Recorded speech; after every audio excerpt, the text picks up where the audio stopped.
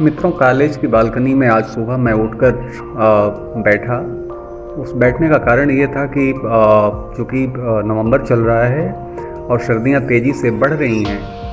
धीरे धीरे जैसे जैसे दिन आगे बढ़ रहा है, सर्दी भी बढ़ रही है, तो मैंने सोचा सूरज निकला है सुबह मॉर्निंग में, तो मैं बालकनी में बैठ कर के सूरज की धूप का आनंद भी लूँगा और सूरज से के धूप में खिले हुए फूल पौधों को बगीचे में उसको देखूँगा भी। इसी सब सोचते हुए मैं आया और बालकनी में बैठ गया। मैंने कुछ घटनाएं ऐसी देखा और उन घटनाओं के पीछे जो चीज़ मेरे समझ में आई थी वो मैं आपसे शेयर कर रहा हूँ, करना चाहता भी हूँ। मैंने देखा कि आसमान धीरे धीरे उठ रहा है। सूरज अपनी लालिमा लेकर के जैसे लग रहा था किसी नीचे गहरे तालाब या जलाशय से निकल रहा है, समुद्र से निकल रहा है। पंछियाँ अपने घोंसलों से निकलकर आसमान की रेस करने लगे थे। पंछियों ने अपने भोजन की तलाश के लिए अलग अलग झुंडों का विभाजन आसमान में ही कर लिया था और फिर वो अलग अलग अपने क्षेत्रों के तरफ जाने भी लगे थे। घास पर ओस की बूंदें सूर्य की लाल रोशनी में चमकने लगी थीं, मानो लाल मोती हो।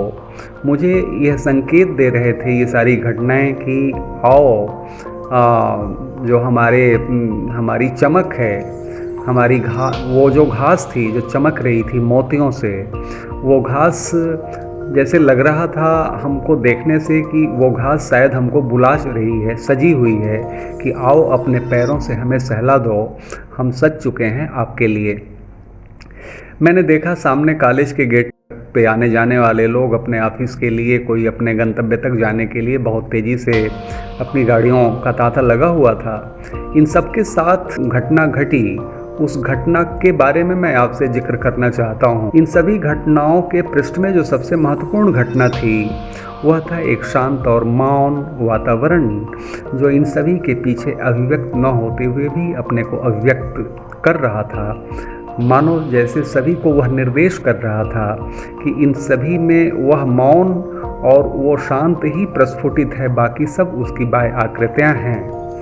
वह अपनी एग्जिस्टेंस बहुत गहराई में और बहुत ही तीव्रता और गंभीरता के साथ दे रहा था, और मैं जो समझ पा रहा था वो यही कि वो मौन और शांत वातावरण ही इन सभी घटनाओं के पीछे एक निष्ठ भाव में सभी को जीवित किए हुआ था।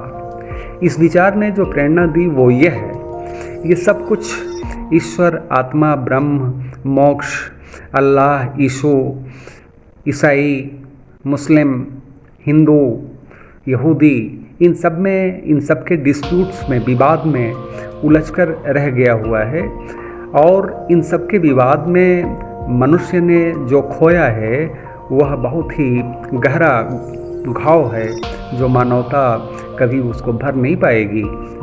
बस मैं ये कहना चाहता था कि जो वो एकनिष्ठ मौन और शांत था, वह एकनिष्ठ मौन और शांत ही सभी धर्मों का केंद्र है, सभी संप्रदायों का केंद्र है, सभी मान्यताओं का केंद्र है, और सभी मान्यताओं में सबसे प्रमुख मूल्य के रूप में वह जीवित है। इसको समझने, यदि हम इसको समझ लें और इसकी सत्यता को जान लें, अपने गहराई में उसको उतार लें, तो शायद हमारे और समाज, या हमारे व्यक्ति और व्यक्ति के बीच, या व्यक्ति और समाज के बीच, या समाज और समाज के बीच जो डिस्प्यूट्स हैं, जो विवाद हैं, वो हमेशा के लिए शांत हो सकते हैं। वही सत्य है, बाकी सब हमको मिथ्या लगता है।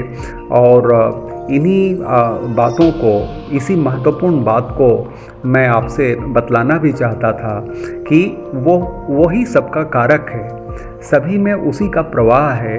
तभी तो एक ही साथ आसमान, सूर्य, पंछियाँ, सड़कें, ओस की बूंदें, खेतों में काम करने वाले किसान एक साथ पूरी समग्रता से अपने अपने कार्यों को लग जाते हैं। इसलिए हम यदि उसी शांत और मौन को सृष्टि का आधार तत्व, सार तत्व मान लें, तो दुनिया में श्रेष्ठता और निम्नता का जो विवाद है, दुनिया में उच्च और निम्न का जो विभेद है, वह तुरंत मिट जाएगा और हमारी दुनिया हमारा जीवन और हमारा समाज एक खूबसूरत मानव सभ्यता का निर्माण कर पाएगा। धन्यवाद।